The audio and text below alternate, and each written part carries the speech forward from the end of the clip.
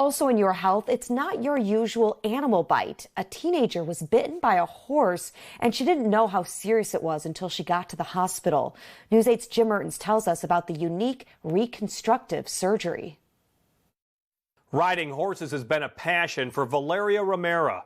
Then 3 years ago, while in a stall, she got the shock of a lifetime. I didn't even see him. It was a flash like a jack in the box.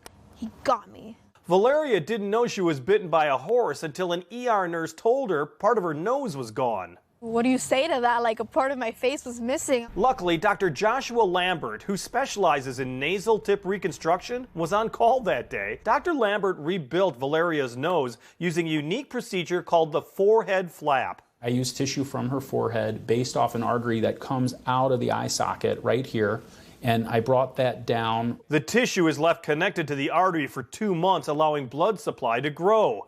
This part is difficult for the patient because the artery is visible from the outside. I told my mom, I was like, I'm sorry, but can we cover up anything that reflects in the house? Dr. Lampert then used cartilage from Valeria's ear to recreate the skeletal framework of her nose. We can carve now, like a sculpture, the nose the way we want it to look. After her 4th procedure, Valeria was ready to see her new nose and face in the mirror.